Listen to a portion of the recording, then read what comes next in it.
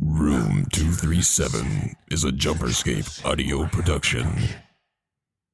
You're a long way from home, stranger. But you are not alone. Join us in Room 237.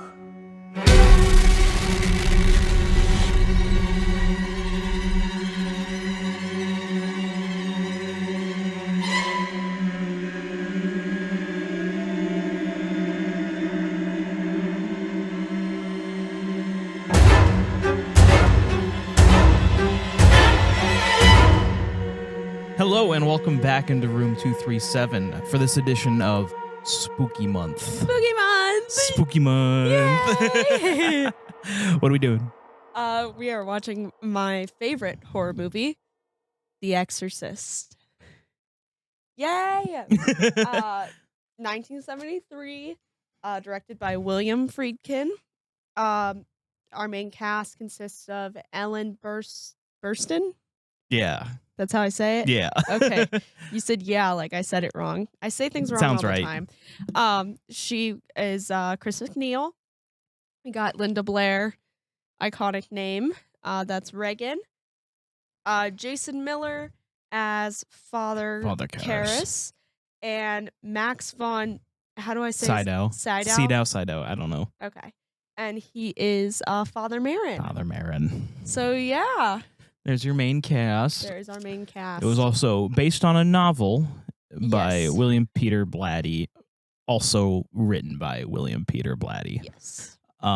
So this is a extremely important movie. So important. So good. Yeah. It is often referred to as the scariest movie of all time. I think that label has hurt it in recent years more than it's helped it, but it does get people to watch it. Yeah. Because I love this movie, like, to death. I love this movie. Well, I don't think it holds up to the scariest movie of all time. It is still, in my opinion, pretty scary. It's pretty scary, and I think it's because it feels like a regular movie until it's not. Yeah. It really, because it plays more like a drama, Yes. honestly, than it does a horror movie. It obviously it doesn't have many of the horror tropes. Yes. There's not really any jump scares in the movie, unless you count the Pazuzu face stings, which those kind of scare me sometimes when I'm not ready for them. Fun fact, do you know what those are? What? Those are the makeup tests for Reagan's makeup. They were rejected makeup for Reagan. That's great, actually. Yeah. I did not know that. Yeah, those are rejected. Why they initially thought, how would a person look when they're possessed, and went, Dracula. Dracula. It is, here's the thing. As a demon, it's a pretty scary design. Oh, yeah. As a possessed human, that does not make sense. No. Oh, that's not what I would picture that looking like. Yeah. So I'm glad they didn't do that. Yeah. But as the name implies, this is pretty much, I don't know if I can say it's the first, because it probably isn't, but it's definitely the most famous and most referenced and most important exorcism movie that has ever existed. Yeah, you could definitely, I wouldn't say it's the first possession film, especially around this time, there was a whole, movement to the Right. spiritual horror. It's the most notable, and Yes. probably the most well thought one. Other ones you get are The Omen, Rosemary's Baby. But even then, those The aren't really. Possession of Somebody. But even then, those aren't even really possession movies. This is they're the one religious horror. This is the one that established the formula for a possession movie, I would say. Kinda, yeah. But because any other possession movie, especially during the craze of it in the 2010s, because it felt like every movie that came out was a possession movie, is modeled after this one.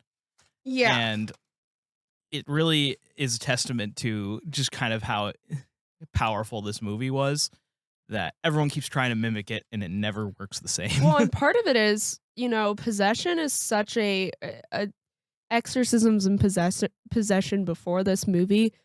When I was doing my IMDb research before this movie,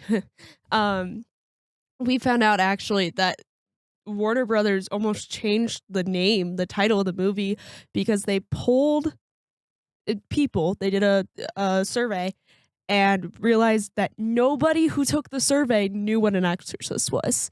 So the concept of practice of exorcism, as much as we are familiar with it today, was not at all something people were familiar with.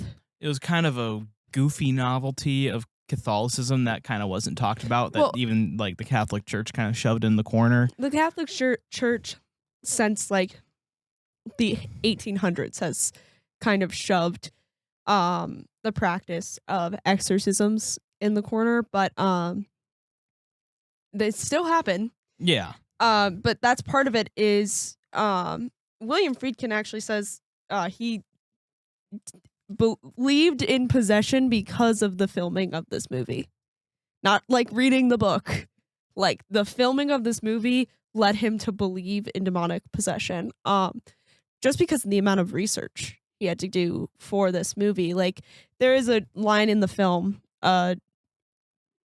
almost kind of like a throwaway joke line, where Chris asks Father Karras, like, aren't you supposed to be the expert? And he says there is no expert, because that's real. Exorcisms happen so little that there is not a person in the Catholic Church that is really an expert on exorcisms. And so William Friedkin learned a lot about exorcisms and definitely did his research for this film. And I think that's partially why it sticks out so much as a possession film. We are being visited. We have been visited. Hi, honey. Hello, kitty. Um, But yeah, I think that is kind of goes to the root of the most interesting part of this movie, and that is everything behind the scenes. Because for those of you who don't know, this is the poster child of the set is haunted of production hell, basically. Yeah. William Friedkin. 9 people died that were involved with this movie. Great, and there's a murderer associated as well. It's nuts. But I think we'll get into that when we get into spoiler territory. Yeah. So, how many pea soup vomits out of 10 do you give this movie? This is definitely, oh God, I'm struggling right now. I want to go 10. I'm not sure. I'm going to go 9.5. Very close to a 10. Oh no, it's 10. It's 10. It's 10. It's in my top 5 horror movies, and I feel like that's reserved for 10s. So this movie is a 10 out of 10 pea soup vomits for me as well. It is my favorite horror movie. It is the reason we started doing this podcast, really. Pretty much. Like, This is what got you into real horror movies, basically. Yeah. Basically, and technically you could still say that it's still the reason for this podcast, since Exorcist Believer is really where the idea came from. It is true, because we saw it and we talked about it, and we were like, we could make a podcast out of this. Because I don't know if we'll ever get another chance to go into this movie. I hate that movie. I got out of the theater. I'm sure we will cover it at some point. I got out of the theater lukewarm on that movie. I left, and then like as months and now about a year go on, I can't stand that movie's existence. So what's funny is I also in my research read that like maybe a week after this movie comes out and it's a huge success, Warner Brothers calls up William Friedkin. I said Friedkin. William Friedkin. William Friedkin. And they're like, hey, sequel? And he goes, hell no, and hangs up the phone. Respectable. Evidently, The Exorcist was not made to build upon. It was made to be a standalone story. And if I recall, Exorcist 3 was made because William Peter Blatty and William Friedkin hated what the studio went on to do with Exorcist 2 so much 2. that they wanted to make. He wrote another book just to fix it. Yes, and Exorcist 2 is terrible. yeah, It is. I love seeing Linda Blair. I love Linda Blair. The concept at the beginning of it is okay. And then, because I just randomly watched it one day, and then everything else going on in that movie is weird. Weird. it is. I guess I could call it ambitious. James Earl Jones is in it. He's good, and rest in peace. We miss you, We miss him. James. So, I guess to get into the movie, it opens with the Iraq sequence, which I always forget. Oh, I can never forget the Iraq sequence. It's good. It's basically you just follow Father Marin digging up Pazuzu stuff. Yeah. It's always so weird when you sit down to watch a horror movie and it starts like an Indiana Jones movie. Yeah, because it does start like an Indiana Jones movie. And fun fact, this whole thing is basically completely ripped off in a later Omen movie. Shocker. In Damien Omen 2, they're on a dig site and they find a mural of the Antichrist that's been buried for years, and it's Damien with like snakes on his head or something. Shock. Like Shock. I guess I can't say for sure that they copied, but come on. Like Yeah, and one fun thing about Father Marin is Max von, how did I say that again? Sydow. Was only 44 when they filmed this movie. I like that she just stares at you. He was only 44 when they filmed this movie, so they had to do makeup on him to make him look old. And I feel like old makeup is a thing that we see in our time like a lot. People are young and they're made to look old. That old makeup that they did on him, which is not a lot, it was basically they put latex on his face, like pulled his face really taut, and then put latex on it, and then let it dry, and then went like this, and then the latex was all wrinkled. That was basically what they did. That was like all of it. It took them 3 hours to do his makeup every time. It's very rare I hear of makeup taking any less than like a stupid amount of time. Well, especially when it's makeup that we're so commonly used to nowadays. I don't think old makeup takes that long, unless you're trying to make someone like I don't know, someone really young look like really well, old. Nowadays and they can grotesque. just basically get a mask ready. Yeah, exactly. That, you just put on, and then you latex the edges to smooth it out, and you paint it, and you're done. Yeah, but it was very interesting to me to find that it took 3 hours. He does a really good job acting like an old ass man. He does. In He's fact, like hyperventilating, like from walking too long. Oh my gosh, he looks not only in this sequence, because in this sequence it's kind of like startling to see him like walking around doing a dig site, doing all that stuff, like because he's so old. You're like, why is this old man being Indiana Jones today? But later on in the film, when he's in the bedroom, he looks so close to death's door. He does such a good job at it, and it's probably how freezing cold it was in there. But oh yeah. But yeah, so after this sequence, we kind of get a little get to know you, or get to know our characters for another hour. Yeah. So we start meeting the McNeils, which is Reagan and Chris. Reagan's the daughter, Chris is the mother, and Reagan can't shut up about these horses. And apparently every Hollywood so star... beautiful. Such a beautiful horse, Mom. I think it was a mare. I don't know. Oh, you just had to see it. Can I get a horse? And according to IMDb, basically every Hollywood mother and daughter combination was thought up for these roles. Yeah, pretty much. Jamie Lee and Janet. As much as apparently that was on Twitter, and William Friedkin said, "No, you weren't." Debbie Reynolds and Carrie Fisher, which I don't believe because I think Carrie Fisher looked a lot older than she was at the time. She could have pulled it off. I'm sure she could have, but it just like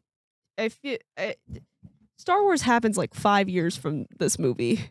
Yeah, but at the end of the day, the casting was correct because man, what a role for both of them. They both did a great job. And what's funny is Linda Blair's agency sent 30 other girls in for this role and not Linda Blair. Her mom took her to the audition just cuz, and then she got it.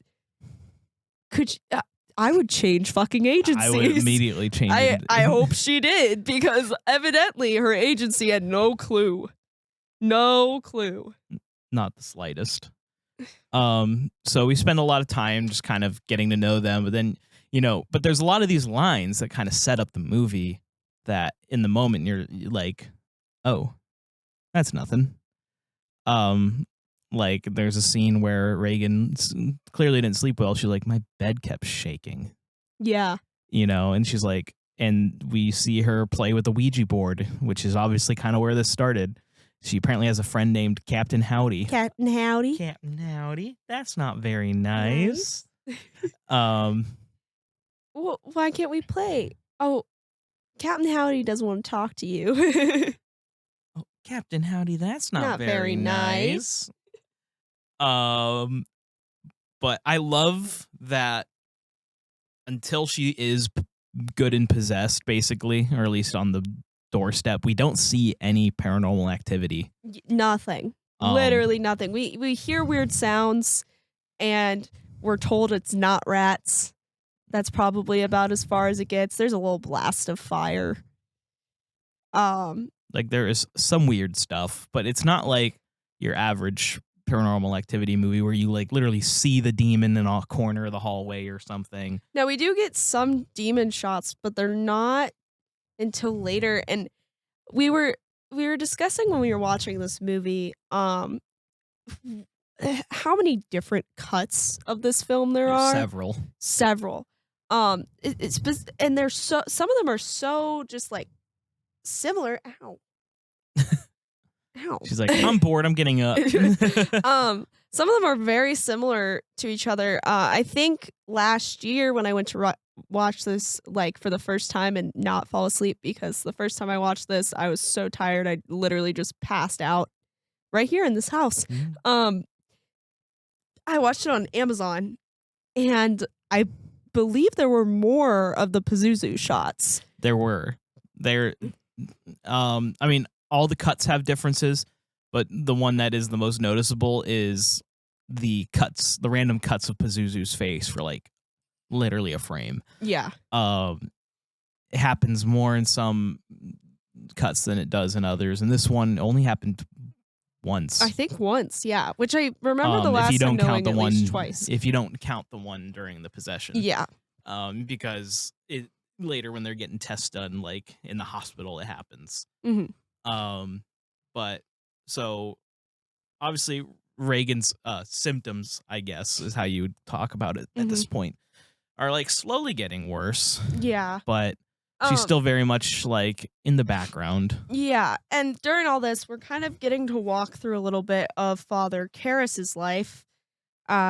We see that he's kind of losing his faith a little bit. He's a counselor. He's a counselor. He's a priest, but he's also like he's a mental health. He's our psychiatrist. Yeah. And oh my gosh, there's cat hair. I'm so sorry. You're good. Okay. He's a priest psychologist, I guess is what you could call him. Yeah. And we see like glimpses of him like doing his job, but he goes to get a beer with one of his priest buddies. Yeah. And he basically just confesses, he's like, I don't think I'm fit anymore. I'm losing my faith. I'm not the man for the job. Yeah, like, you need someone better. We see him pass up a homeless man on the subway. And Anything for an old altar boy father? And it seems from what we're watching that his issue with his face has to do with his mother being ill. Yeah. We see her in the beginning. I did read on IMDb that she's just some random Greek woman who worked at a restaurant, and William Friedkin and the other William like really liked her as the role. Like she was who they imagined, so they just asked her to do the movie. Here's the thing. We do say a lot of things and do a lot of our facts we get from IMDb. People can just add stuff there, I'm pretty sure. So if you ever hear something and you think it's kind of questionable, that's what my source is. Our source is IMDb. So you get a lot from there. Yeah, so there's a possibility I'm not right. It's basically movie Wikipedia in some ways, but I trust it. So that's a good disclaimer to put in there. Yeah. But at the end of the day, we are just two people who watch a movie and walk down here and talk about it. We don't claim to be some profound researched thinkers. Yeah. At least yet. Maybe one day. Maybe one day. When we have more time to put into stuff like that. But so we kind of see his struggle with his mother, and then his mother passes. And he kind of loses it. Yeah. He stole alcohol from somebody and drank like half the bottle or something because he was unwell in the scene we see him. In his priest dorm room. Yeah. Which, wow. That sucks. And meanwhile, at the McNeil house,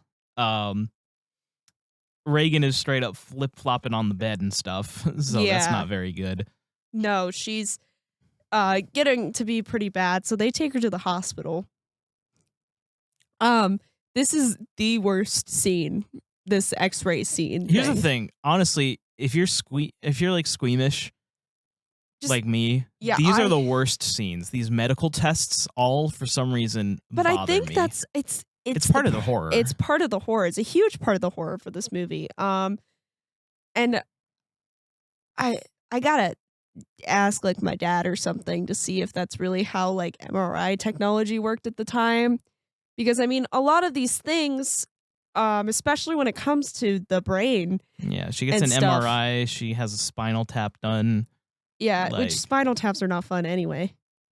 And just like all the needle close-ups and all the like the blood like spurts out. It's not fun. And so this is just kind of adding to her torment essentially. And because they're trying to, the doctors think it's something wrong with her frontal lobe. Yeah, they think she has a lesion in her frontal lobe, which I just a lot of brain stuff was not really in practice as much in the early 70s. So I mean, their lack of understanding makes sense. It makes a lot of sense. Sorry, I'm looking for something particular because I found out in my research from that the MRI tech in this scene, one, the person who comes out and is helping Reagan after the MRI is her mother, is Linda Blair's mother, which is fun. But yeah, he's a bearded man. He helps the doctor. His name is Paul Bateson. He was an X-ray technician at the NYU Medical Center, and he managed to get a small part. In 1979, he was convicted of the murder of a film critic and was sentenced to 20 years in prison. And then continued to say, or bragged that he was that he murdered 6 men who he said he picked up in gay bars, had sex with them, then murdered and dismembered their bodies and put them into plastic bags for fun in 77 and 78. They were known as the bag murders.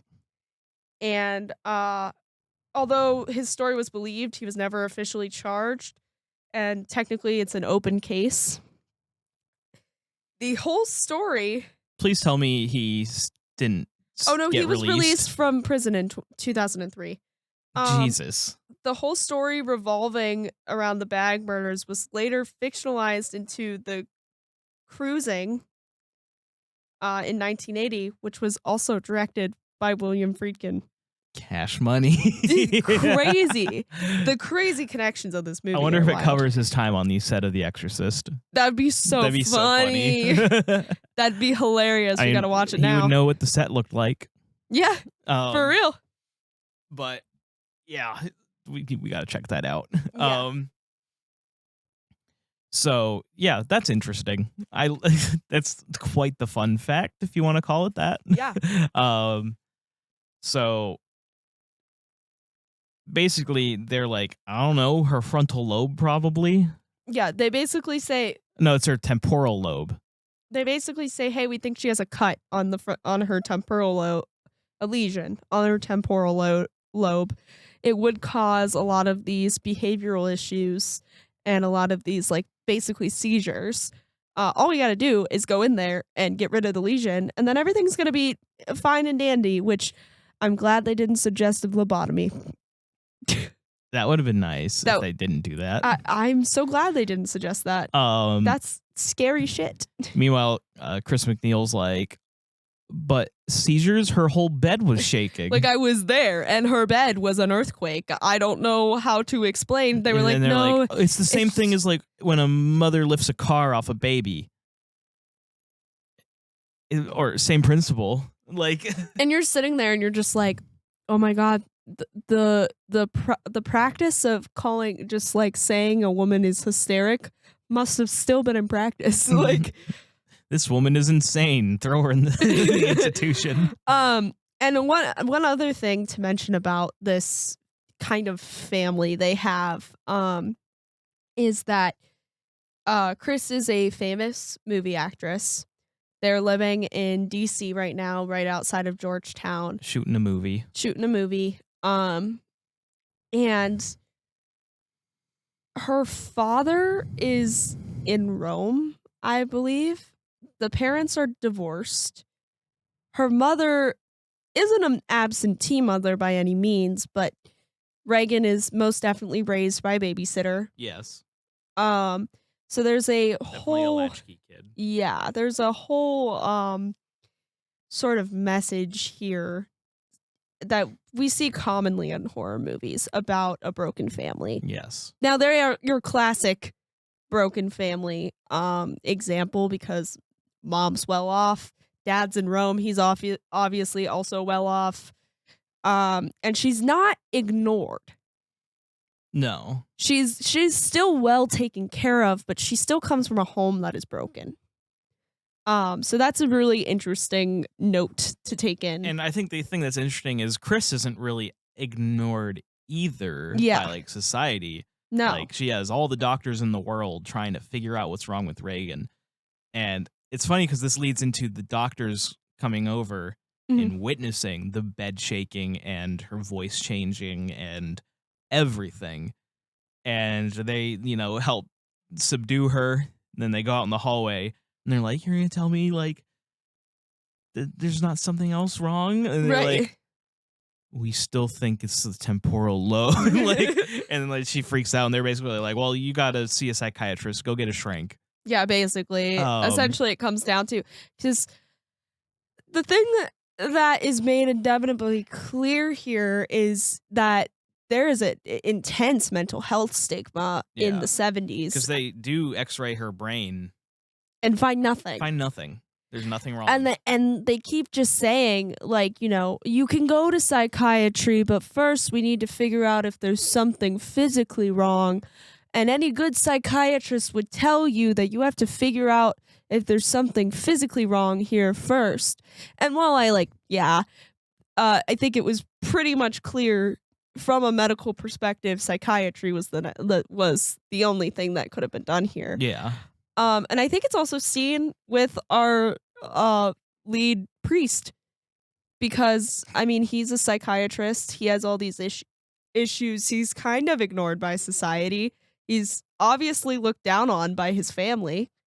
So the mental health stigma message here is also very, very Oh, clear. no, yeah. Because at the time, psychiatry was kind of seen as a sideshow of the medical field. Mhm. It's kind of like how the medical field sees chiropractic stuff today, Yeah. which that's probably a whole debate that I didn't mean to get us into, but let's keep going with the psychiatry thing. Yeah. I mean, can you blame them with like Freud? Yeah, he's quite the weirdo. He's like, every young boy has dreams about having sex with his mother, and you're like, excuse me, sir. No, thank you, Mr. Sigmund. His name was Sigmund. He probably didn't have any friends.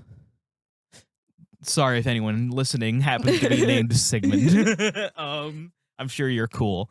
But so the shrink comes over, and I love this scene because he's doing his shrink thing. He's like, he puts her on hypnosis. Yes, which is like the only thing they grabbed on to for the second movie. They were like, hypnosis. And it's just like, I like, for some reason, this part's just iconic to me. It's like, is Reagan in the room with us now? Yes. Am I speaking with Reagan? Yes. Can I speak with whoever else is here? No. Who else? Who is it? I don't know. Sometimes. I forget what she says sometimes. Yeah. Too.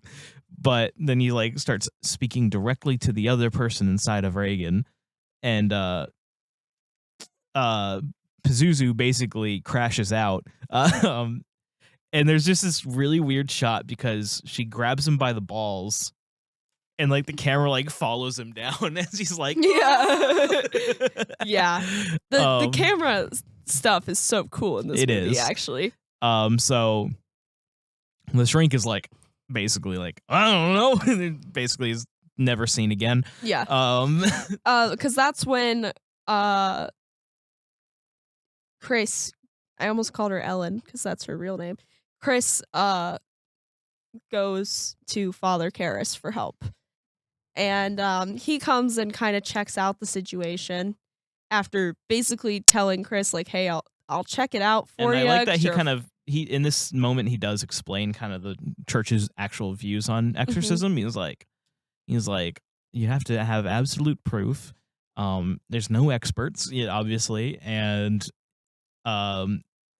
99.9% of the time it's just mental illness. Yeah. Like, well, which is why he feels he's in the best position to help her. Yeah, because he is a psychiatrist. So first he's using this to deny it, like saying, I'm not going to do this. Like, I'm not what you need. But then he kind of thinks, I'm coming, but as a psychiatrist. Yeah. So he comes in, he talks to Reagan. Reagan is already strapped to her bed. By this point, she looks completely different. Yes. Oh, prior to this is when the infamous cross scene happens. This is the moment that gets her to go find Karras. Yes, this is it. So for those of you who are unfamiliar, she does things to herself. She masturbates with the cross. Yeah. While screaming. And also kind of stabbing herself. Yeah, she's basically stabbing herself because there's blood going everywhere. Yeah. She's like rubbing it in her face and stuff too. She tries to make her mother lick it. I was trying to be discreet, but we're going there. It's this movie. Yeah, but she slaps her and she falls back, and she actress name it's Ellen Burstyn. Ellen Burstyn. She actually breaks her tailbone. Yeah, it's permanent back damage. She can't. There is no coming back from the back damage she gets from this movie. Her scream is real. It's real pain. You can tell too. And that's why a lot of people did not have the best time on this set because Friedkin was very intense. Yes. Another example is later in the movie. I'm not even sure what scene. I'm not sure what scene it is either, because he's just supposed to be shocked. He shoots a gun in Jason Miller's ear. I'm wondering if it's that dream sequence with his mother. It might have been, but he shoots a gun near his ear to get a genuine shock reaction out of him. Yeah. Without him knowing. And he basically just got in a heated argument and was like, I'm an actor. You don't have to do things like that. Yeah. I can do it. Like, exactly. And things that they did for this movie are kind of crazy. Not things that would happen today. Like, the bedroom is meant to be insanely cold. So they basically refrigerated a room. yeah, They put so 4 instead of doing air- just fog effects to Yeah. make it look cold, they straight up made it freezing. Yeah, in they put there. 4 air conditioners, like, basically into this room.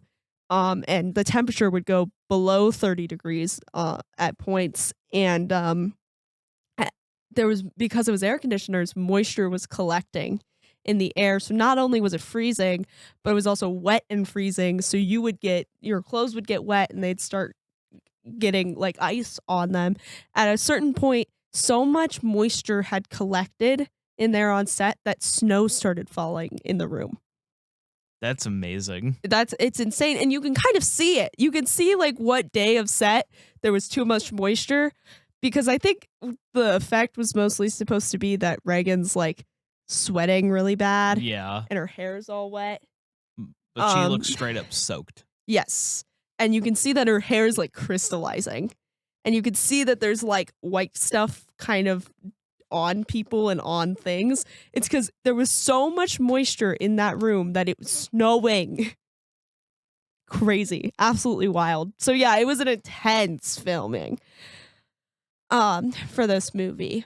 But and also on that scene with the cross, originally there was promotional material that was made for this movie, which was Reagan's hand holding said crucifix. And the tagline on it was "God help this girl," and immediately got cut. Or Friedkin said no, Thank God, because that sounds so. because he didn't want God mentioned with the title of this movie. Ooh. Yes. Could you imagine how much more outrage if they used Well, God I was going to say as that a- sounds very 70s exploitation. exactly, You know, which is not what he wanted from this movie. no, he wanted to make a capital F film. Yes. And actually on that, I did a lot of looking for this movie because I watch this movie consistently because I love it very much. The studio was kind of shocked that the MPAA got back to them and said, "Oh, it's rated R and we don't want to cut anything." So according to Friedkin, they said that the movie was so brilliant and intelligent that they didn't want it to be not accessible for a regular person or for the regular population. So that is why they gave it an R rating rather than an X rating and didn't cut anything from it. But very interesting. Definitely would, honestly, would it even still be rated R in this day and age? Yes. For the I cussing? think. Oh, For it the has cussing and too for many. the self-mutilation scene. Yeah, that's right. I think that definitely would have earned the R That rating. would have been where it got Especially the R since it's rating. all with a child. Yeah. And on the cussing. Yes. I have so many fun facts. I like this one. So Reagan's makeup artist, Linda Blair's makeup artist, asked her while they were filming, like, how do you feel about cussing so much in this movie? And she goes, wait, I have the exact quote. Hold on. She goes, "Oh no, it's not me, it's Reagan." So she just didn't even she's like, "I'm acting, it doesn't count." Well, and what I love is Jason Miller, his first scene he shared with Linda Blair, his shocked reaction was not like fully acting. Yeah. Him hearing her say all this stuff, hearing a child like spew all it out, like genuinely like shocked him. He was appalled. Yes. And I think that really sells it, because the thing is, this movie, when it came out, people were walking out of the theater because they just were too scared. People were fainting. Yes. There's a particular story that I also wanted to share. I've just got stories for days today. So Ellen Burstyn was filming yet another film, and when this came out, and so she heard of a theater that was showing her movie, so she went to go see it, and a woman she watched as the medical scene ended. She watched her like get up and kind of wobble towards the back of the theater. So she followed her, 'cause she was like, this woman is going to pass out. The woman did pass out. And she kind of was, loosening her collar, trying to help her.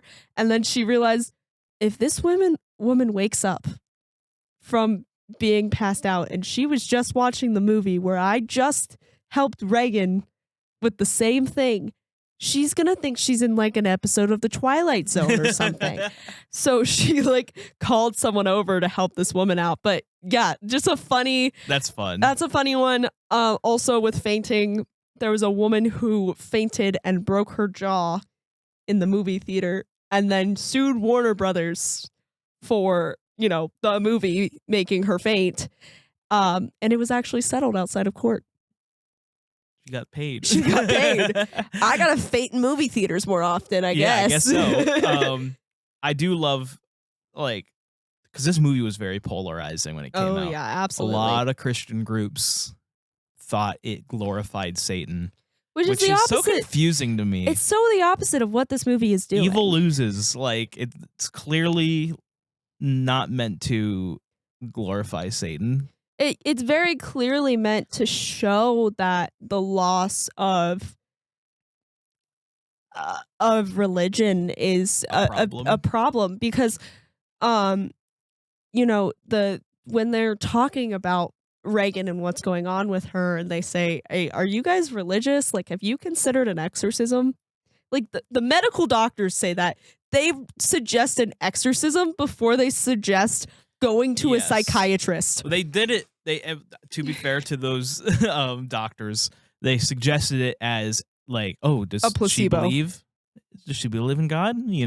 If she's saying she believes in all this stuff, the exorcism might actually work, like as a placebo. But it is super funny that they suggest an exorcist before they suggest a psychiatrist. It is very funny. But the message, and we find out that the McNeils are not religious. We see the what's the right word for this? Defamation of the Virgin Mary in the church. It's very clear that this movie is talking about the push away from religion that it was going on in the US at the time. The point of this movie is not to tell you to worship the devil. In fact, there is no devil worship that happens in this movie. They talk about the possibility. Like, they're like, could it be witchcraft? Like, right, but it's not what happens. No, it's not like this entity found its way to Reagan because somebody was practicing witchcraft or devil worship or sacrificing babies or goats or anything.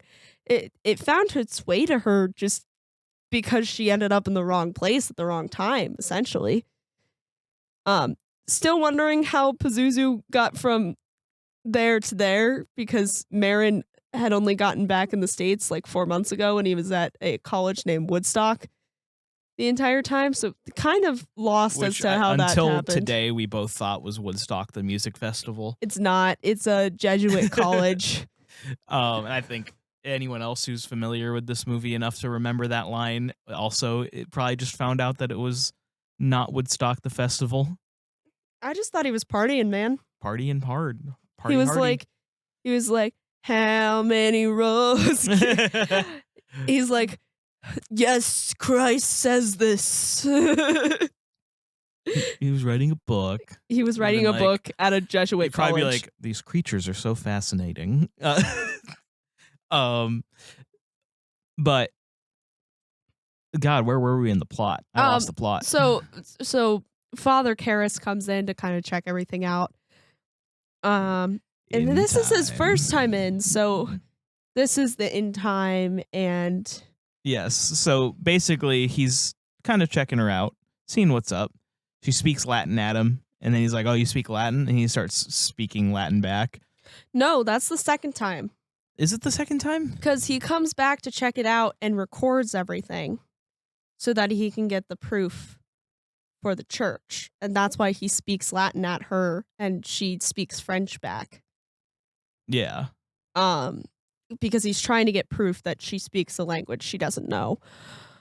This first time, I think, is mostly just Reagan acting weird. I think in time is mentioned, and the line that inspired a album that would be a vulgar display of vulgar power. Display of Power by Pantera. Yes. It's also just a saying. Right, but that's actually where the inspiration for that came from. Was that's a awesome. vulgar display I didn't know that. of power. I love that album. Yeah. That would be much too vulgar display of power, Father Karras. Yes. This is a great time to mention as well. Someone who I did not credit in the beginning of the episode, and I probably should have, because she did sue Warner Brothers because she wasn't credited initially on this film, was Mercedes McCambridge. She was the voice of Pazuzu, essentially, for this movie. It's perfect voice. Yeah, but she tortured herself. Yeah. To get the voice. She smoked she chain smoked and ate hold on. I have it written down somewhere. Ate bad. She ate ate not very good. Was one of the first things I looked at. Let me scroll way up.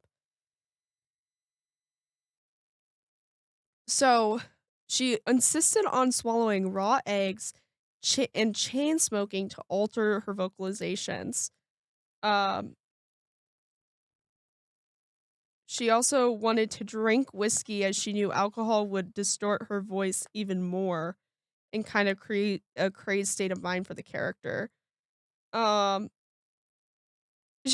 Because she was giving up her sobriety because she had an alcohol problem before this, she insisted that a priest be present to counsel her during the recording process.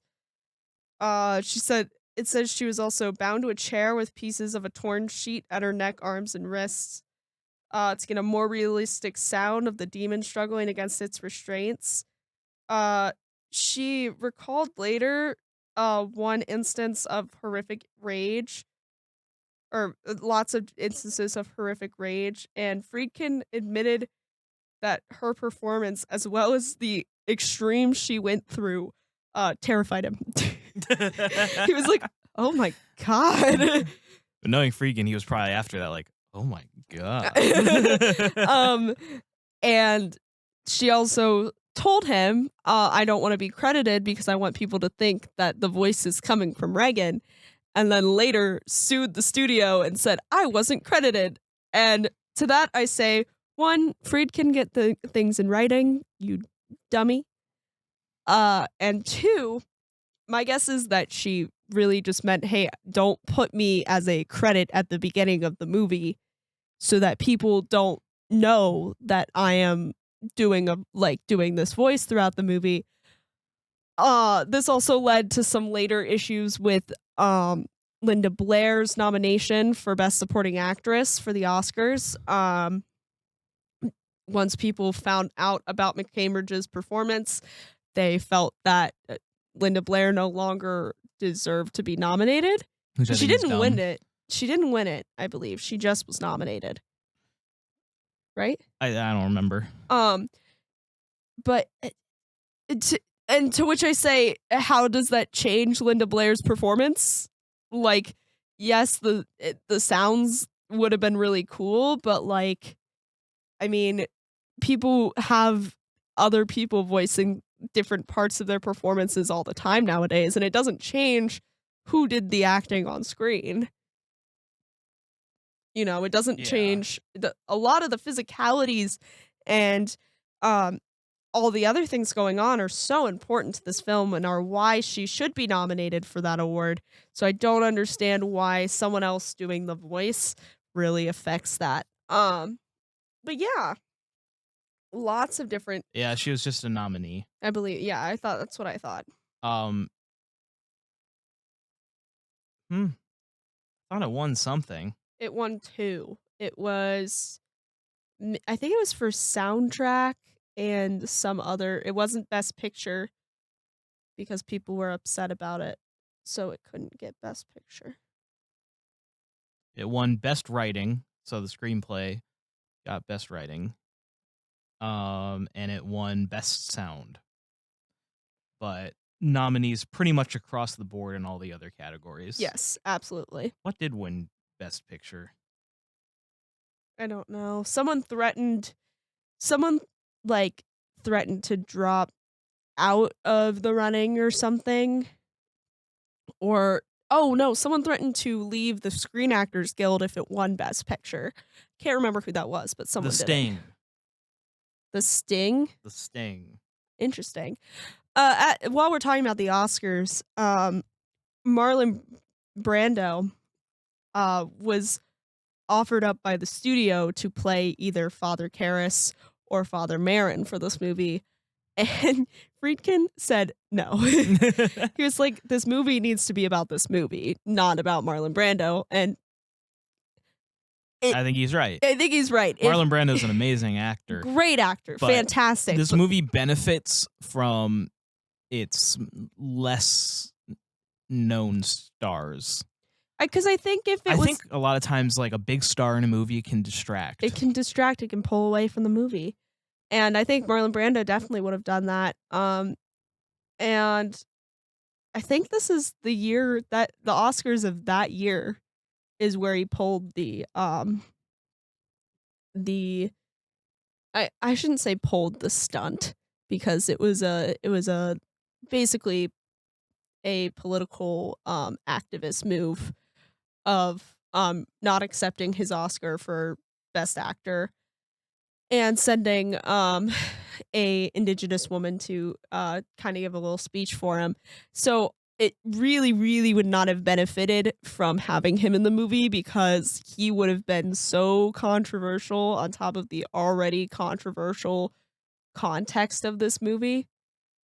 Kind of crazy. Very, very interesting. I just rewatched that. It was 1973 that he didn't accept the award. It was the 74 Oscars that this movie was up for. Oh, okay. So it was when he was up for The Godfather. It was when he was Best up Picture, for The Godfather. for Best Actor. Yes. So yeah, good thing they didn't go with him. Yeah. To be honest, because the controversy would still be huge. Although I definitely commend him for what he did for that, and appreciate his work to give Indigenous Americans more recognition in the film industry. But anyway, back to the movie we're talking about. So after experiencing stuff with Reagan for a little bit, Father Karras is like, hey, I'm going to go to the church and we're going to get some evidence for you. I don't know that she needs an exorcism, but it seems like what you want, so let's do it. And he also seems to be leaning towards maybe this child needs an exorcism. So he goes to get his evidence for the church, and that's where he tries to speak Latin at her. She comes back with French and I believe Spanish as well. I can't remember. She comes back with not Latin. Because she says something to him in Latin, and he's like, "Oh, you speak Latin?" And he says something back, and then like she's toying with him, basically making fun of him. Yeah, by starts speaking French. It bloomed it détente. Yeah, yeah. And he throws some tap water at her, which he says is holy water. It's just tap water. Oh, it burns. It burns. It burns. rats. But And the then- thing is, she starts speaking in tongues, essentially. Backwards. Backwards. But at the time, it's in tongues. Yeah. Yes. And he's recording all that. So everything until he leaves is telling him she's faking it. Or like she's not actually possessed because it was tap water. Yeah. This is main takeaway. And is this where the help me appears? But then, no, not yet. Okay. But then she does. But the thing is, she does say things that he has no idea how she knows. Like, Is this your It's mother like- sucks cocks in hell? no, you're like, your mother's here with us, Karis. You have a message. I'll be sure she gets it. Yeah. Implying he knows. Mhm. She knows that he's dead. She's dead. Fuck. Yeah. And so as he's leaving, he's like, "Did Reagan know I was coming here today?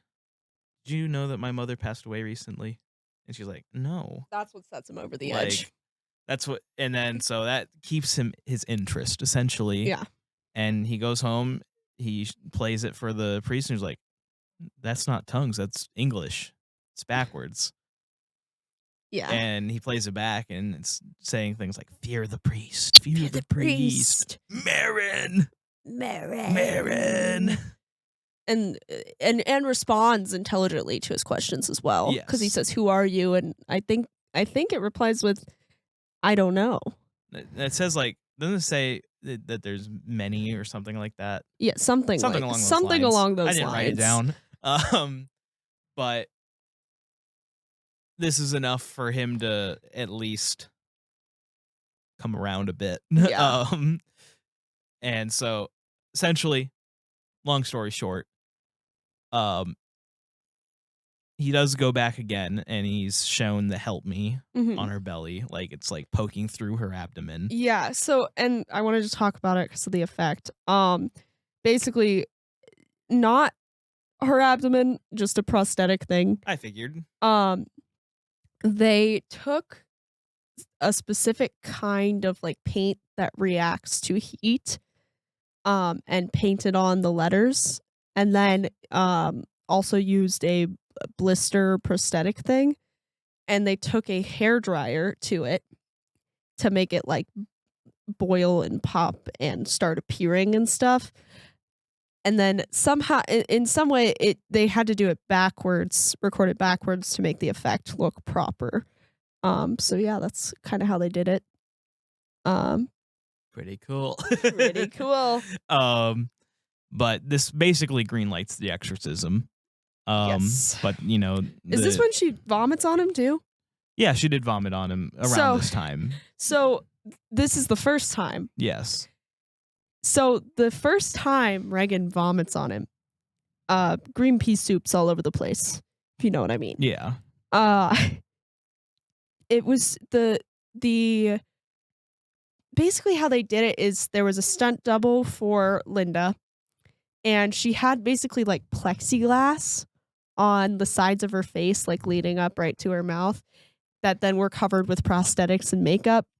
And inside of that were these like tubes that hooked up to a machine to basically do the projectile vomiting. Sorry, there's cat hair flying everywhere.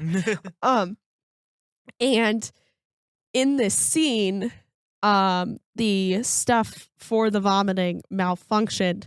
It was initially supposed to hit him in the chest. It goes straight for his face, hits him right in the face. So the shock and just disgustingness that is on his face is not acting. It is fully real because he was not being planned to hit by being. He was not planned. He did not plan to be hit by cold green pea soup in the face that day. Yeah. So, very interesting. The stunt double for Linda Blair was Eileen Dietz. And we see her a couple times throughout the movie. Linda Blair did not accost the doctor. That was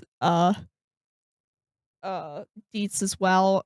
Anytime there's vomit, Dietz was the only one hooked up to the vomit machine. So The vomit machine. It's Yeah. so funny to put it that way.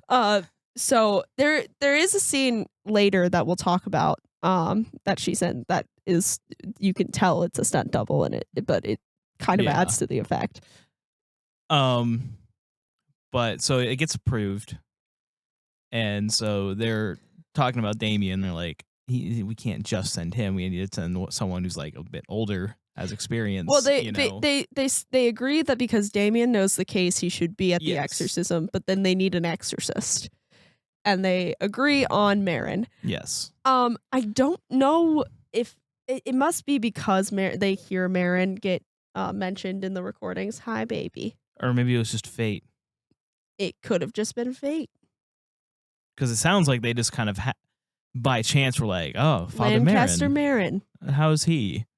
Like, where's he at? Isn't he in Iraq? Well, no, he's been home for months. Well, he says, what do you think of Lancaster Marin? And the other guy goes, isn't he still in Iraq? And he goes, no, he's been home for like 3 or 4 months. He's in Woodstock writing a book. And that's where the Woodstock thing came from. Yeah, and then we were like, hey, he's partying. Marin likes to party. So that's when you get the infamous, after that, you get the world famous image from this movie, and that is the man in hat standing under street lamp. And man, what a striking image, and it's been parodied to death. It is based on another image, and I am trying to find where I have it written down.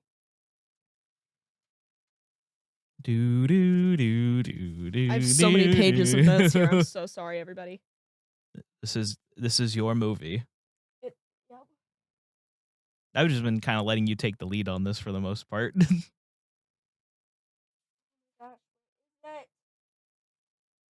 remember writing it down. So he goes into the house and links up with Father Karras, and you hear Reagan upstairs just scream, Marin! Yeah. Which is probably not a great sign. But I find it funny because he's here for business. He's like, Karras, go back, get me a purple stole, holy water, and all this stuff now. And I love the scene where they're like gearing up because Father Karras is like, now's a great time to share my theories. Reagan has exhibited about, according to my calculations, 3 personalities.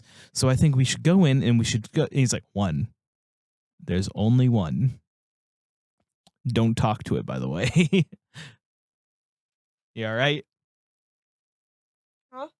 I'm still trying to find it. I don't know where I wrote it down. I know. It's very much bothering me because I remember writing it down pretty early.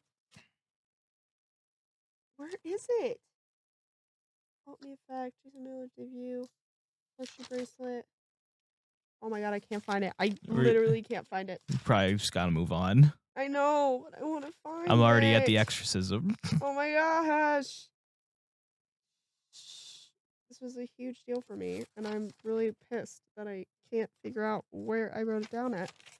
Did I, accidentally start a new page and not know? Okay, well, I genuinely Oopsie. don't know. But yeah, we're getting into the exorcism. And actually, oh, there it is.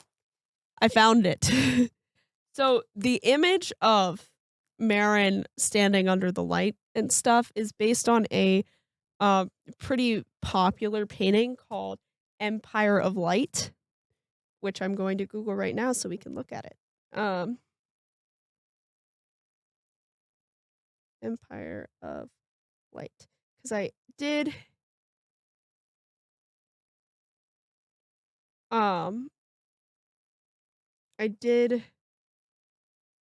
want to look it up beforehand, and then I couldn't find the note beforehand either. Oh, it's just like it's a series of this. Well, that's very pretty. Yeah, I guess it's a series of artwork that is lamps, street lamps in front of homes.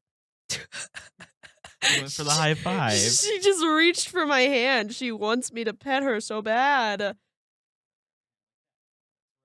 How does it feel? I'm gonna let you down. So I love this little gear up scene that they do. where they're just getting claws hurt. Ow. when they're just getting ready for the Look at what it did to exorcism. my jeans. Oh, you'll be fine. Girlie, you are not getting back on my lap. Oh my goodness. I apologize, everybody. But the Hi, chummy. I know. Here, just lay down right there. I don't want lap time. Just lay down. She wants it so bad. Lay down right there. No.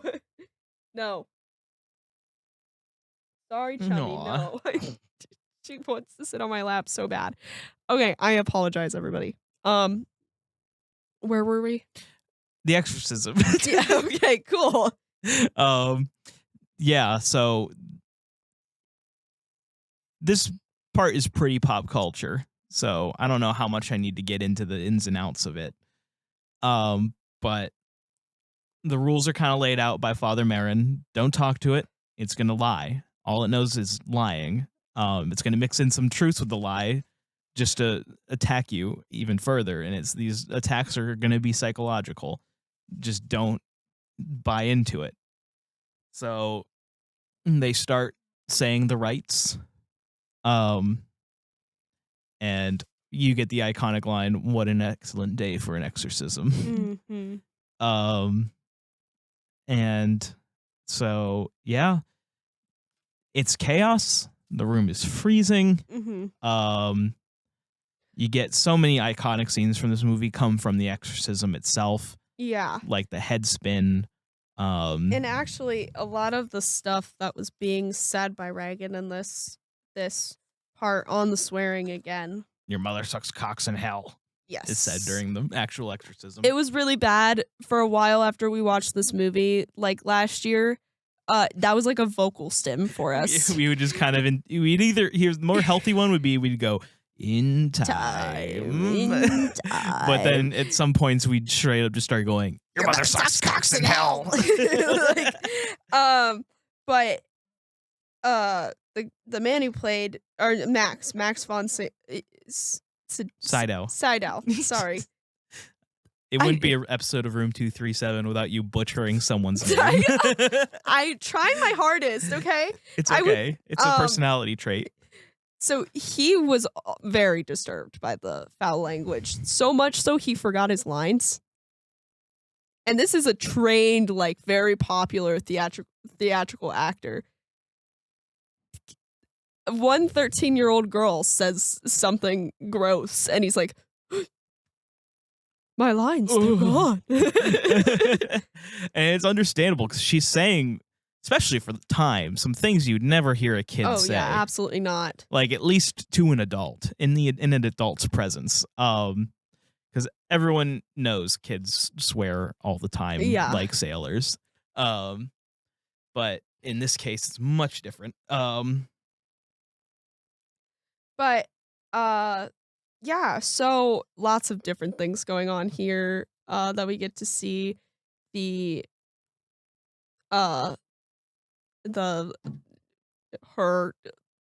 image of her floating off the bed is really iconic imagery. Yeah, the power of Christ compels you is the power of Christ still quoted to this day. So the thing that I saw when I was doing my research that line makes me think of is when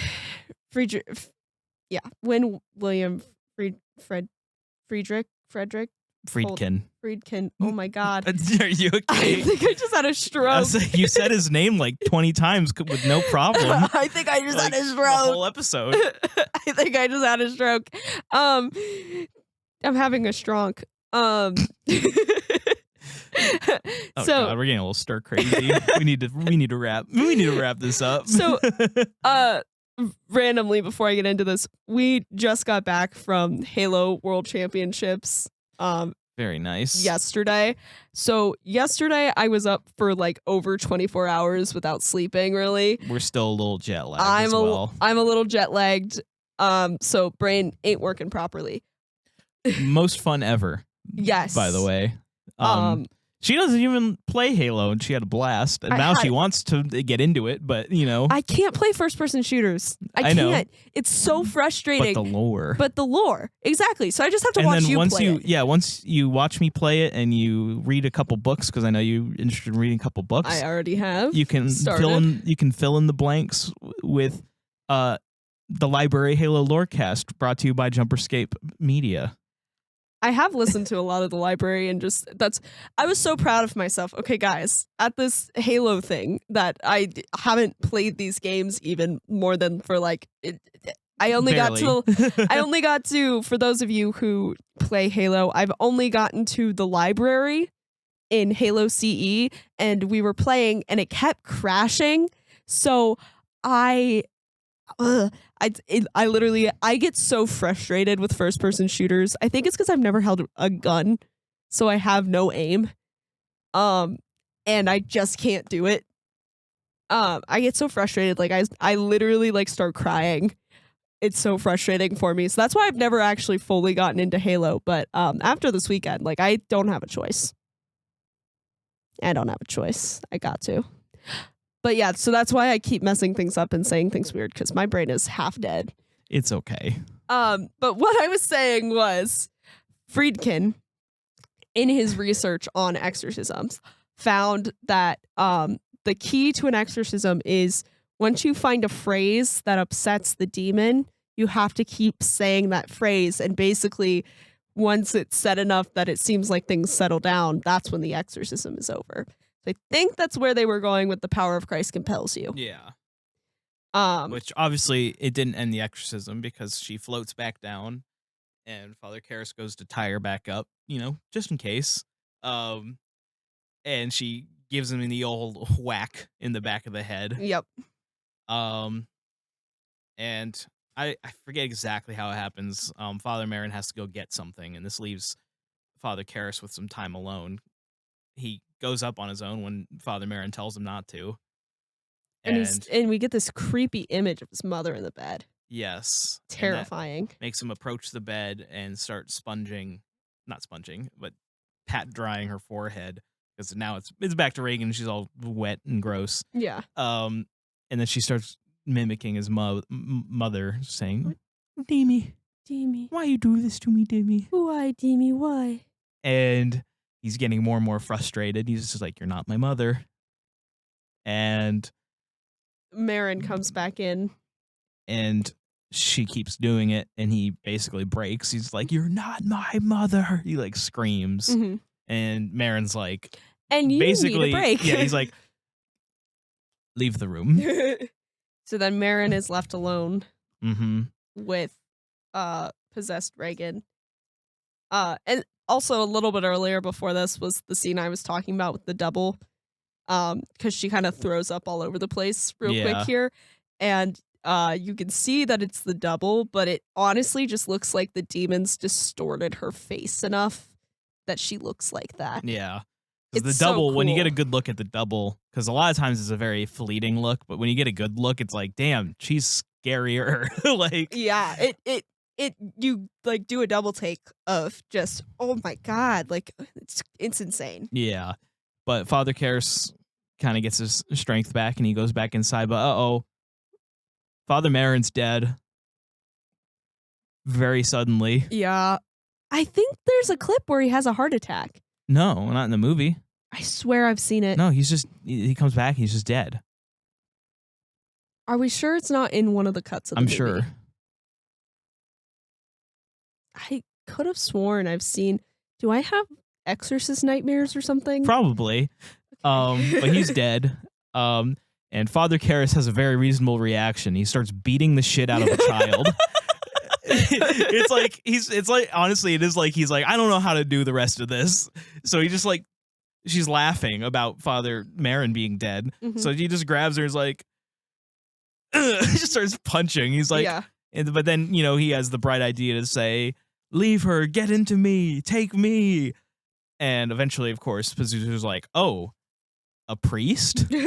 So he uses Reagan to pull off his necklace. His necklace. It wasn't a rosary. It wasn't had a circle. rosary, but it did. It was protective in some of way, some probably. sort. Yeah, it was religious imagery of some sort. So you see his eyes and face start to change, and he's like gonna strangle now unpossessed Reagan, and he just kind of goes, "No!" and then he jumps out the window. Yep. And it's pretty brutal. You don't really see how brutal that is. You just see by the end he's just like mangled on the ground, like bleeding Covered in everywhere, blood. but still alive. And the friend that connected Chris to Father Karras comes down and gives him his last rites. Mm-hmm. And one fun fact about this is they filmed this, a couple of them. They filmed this at a real house. It was at 38th and Prospect, I believe. And for one thing, the window of the house was way too far away from these stairs for it to be plausible for anyone to jump through or fall through the window and end up at the bottom of the stairs. Yeah. So they had to build a false wing of this house for this movie to put that window close enough. So that's an interesting fact. As well as the owner of the house was perfectly fine with them using the home for the filming. However, she requested that her plants and flowers wouldn't die, so they had to set up the set differently so that light could consistently still get to her plants and that the plants wouldn't die. That's fun. Isn't that fun? I like fun. That's a real fun fact for you. But to end off the movie, we cut to, I guess you could call it maybe hopeful, kind of. We see Reagan now unpossessed. She thanks the surviving priest who wasn't there. Yeah, Father I forgot his name. Derek. Derek. We'll call him. It's not his name, but we will call him. Don't even look it up. We will call him Father Derek. It's with a D. That's the only thing I know. Says thank you and gets in the car. Like she looks scarred, and I think the implication is like, she'll never quite be the same. But Dyer. Father Dyer. And Father Dyer walks off, and Tubular Bells takes us out. Yeah. One iconic line here at the end is that Chris says she no longer believes in God, but she does believe in the devil. Which Ellen Burstyn said she hated that line. She did not think that it was representative of the character. She did it anyway, but yeah. But she did not think that line was appropriate for the movie. Couple other things, couple other fun facts before we completely wrap up. Linda Blair got so many death threats from this movie that she had to get bodyguards. Yep. They were provided by Warner Brothers. They were. Warner Brothers saw the amount of death threats and said, "Ooh, we need to protect this child." So she had bodyguards for, I think it was just 6 months. Also, Ellen Burstyn had a horseshoe bracelet that was important to her character in some way to her. And she gave Linda Blair the bracelet at the end of filming. Yeah. And years and years later, they ran into each other at an airport, and she found out that Linda Blair still wears the bracelet, which is adorable and very sweet. This movie was censored in so many places, specifically in the UK. It could only show in certain places, which led to Exorcist bus trips for people in the UK who wanted to go see The Exorcist. They would organize bus trips to get to the closest town to go see this movie, which is super cool. This movie was Jason Miller's film debut. This was his first movie. Really? That's what it said. That's pretty awesome. I think that's true, too. What's his second movie? Exorcist 3. No, he did more. He definitely did a lot more. I was just getting Q&A pulled up because we have time for a little bit. Okay, yeah. But that's The Exorcist. That Unless, is do you have The any more? Exorcist. Only that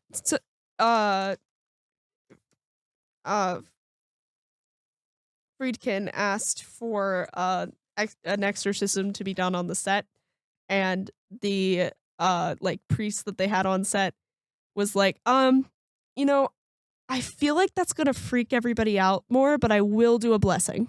I will in fact do a blessing. So he did do that. And that the original shooting schedule was 85 days, and it took a total of 224 days to do the filming for this movie. And last thing, William Friedkin was sent the novel for this movie on the same night he had some dinner party or something to go to, and he didn't want to just leave it be, so he thought he'd read like the first page and then head out. He missed like everything he was supposed to do for like the next week because he had to read this novel. He did the thing where you pick up a book and then you cannot put it down. Yeah. He did that. Nice. So fun facts. I wanted to get a couple more of them in because I wrote down 4 pages of it. So we really only didn't cover those 4 things that I said afterwards. So yeah. That's The Exorcist. The Exorcist. It's a very good movie. It's my favorite. So, quick Q&A. We only have a couple. If you want to add questions to the Q&A, discord.gg/JumperScape. Thank you. Kyle would like to know, do you guys ever plan to go into Junji Ito's works of horror? Emigara Fault was one of my favorite pieces of horror media of all time, and I'd love to see you guys dissect it. That's hard because it's manga. Yeah. I think we could do it. I'd say never. This is definitely a never say never kind of thing, you know? And I think he did ask us this in person when he got to see us. But I'm answering it for so we're going else. to answer it for everybody. But again, I have to mention how cool it is to get to meet everybody in person. Yes. It's cool and weird and awesome. And it's easier to like take in if you just close your eyes and you imagine you're in a voice chat. You're like, oh, okay, now I know who you are. All right. And then Hair Dot wants to know, why is it called Room 237 and not Room 141? Because no one would get it. I don't get it. She doesn't even get it. She doesn't know about the 141 thing. Is it a library? It's our thing number or a that host follows thing? us everywhere. Oh. But yes, essentially. But that's the name of the hotel room in The Shining, the novel. Not the novel. I mean, the movie, not the novel. Not the novel. It's 217 in the novel. 217 in the novel. Room 237 doesn't exist in the Stanley Hotel. Shugans wants to know, if George Romero did make a Call of the Dead movie, would you watch it, and what do you think it would be about? I'll answer this. Call of the Dead is a Call of Duty Zombies map that featured George Romero. And fun. And a celebrity cast that you played as. It was Robert Englund.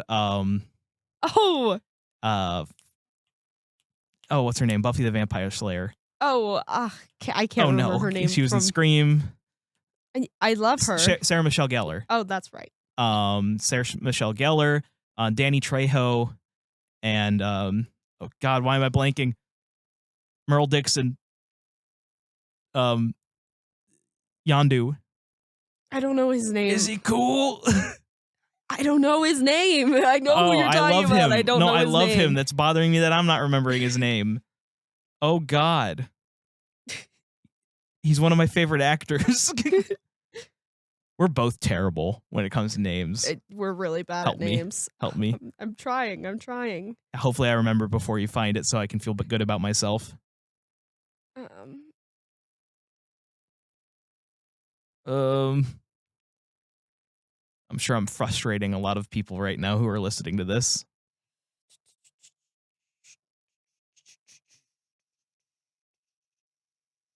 Michael Rooker. Yeah, Michael Rooker. God.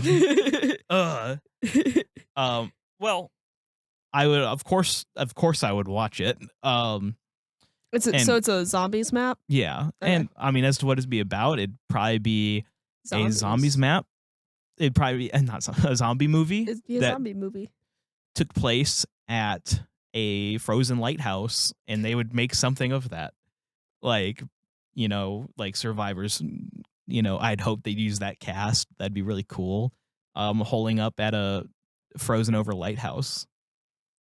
Ashton, did you enjoy HCS? And also, happy late birthday. Aw, who's that from from? Slipstream. Aw, The thank spooky you. Slipstream is his name at the moment. Love him. Yes, I did really enjoy HCS. It was a wonderful experience that I would take back for nothing.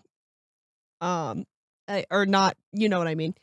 I can't believe, like, it's hard to explain what it feels like to meet all of you guys in person. Like I said, gotta close your eyes for a second and just imagine you're in a VC, because there were points where we're shaking hands. They're like, "Oh, I'm Jax," and you're like, "Who's Jax?" "Oh, Moose," and you're like, "Oh, right. That okay. Oh, you're right. Oh, okay." It got to the point where I was forgetting people's Discord names because I just started using real names. It was hard. It was hard to do the back and forth, but yeah. It was really great to meet everybody. It was really great to be in that space. Everyone would be so proud of me. Kyle witnessed this moment, okay? I went to watch on the community stage Austin do Halo trivia, and I got a couple of the questions right without even knowing it. I was so proud of myself. Fun fact, do you know what generation Spartan Master Chief is?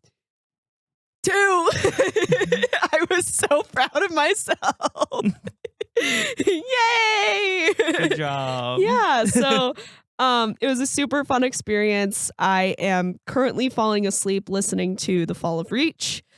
James and he's going to play the games and I'm going to watch, just so I don't get frustrated. Get super frustrated.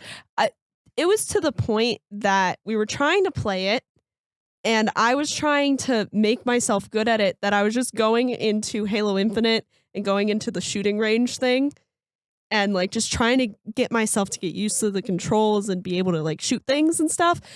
It wasn't working. I got really very frustrated, and I'm so glad I didn't throw my Xbox remote.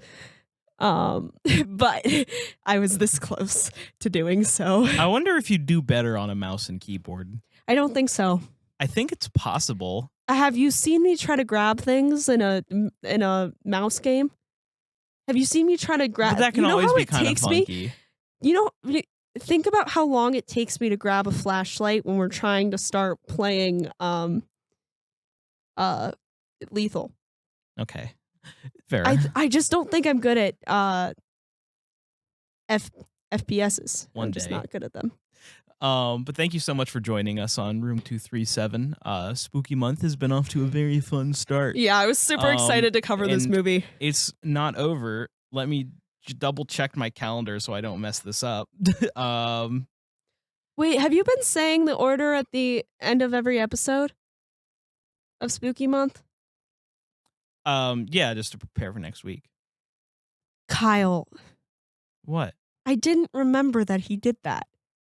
And so you freaked me the frick out.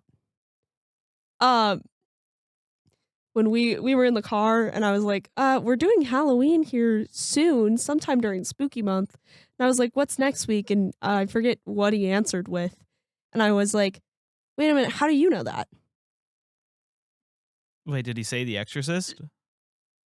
Yes, he did say The Exorcist. Maybe just because we were talking about being excited about it. I don't know. He doesn't know what next week is. You mean next week? Or the I don't one know. we're recording right now? I don't know. Because next week is Trick or Treat. Yeah, it was The Exorcist. He knew we were covering it. So did we probably say heard it somewhere? I don't know. He must have heard it somewhere. Because he was That'd be a doing it weird on purpose guess. to freak me out. Just being like, I don't know how I know, I just know. And I was like, Yeah, it had to be said somewhere. It had to be. But next week is Trick or Treat. So yeah, please tune in. Discord.gg/JumperScape. Patreon.com/JumperScape. And last but not least, Connor, CONNOR 141 141 at checkout. Glitch Energy. Yeah. Boom. Thank you for joining us this evening, stranger. If you enjoyed your time with us, please consider supporting us at patreon.com/JumperScape or join the community at discord.gg/JumperScape. We thank you for your listenership and hope you enjoyed.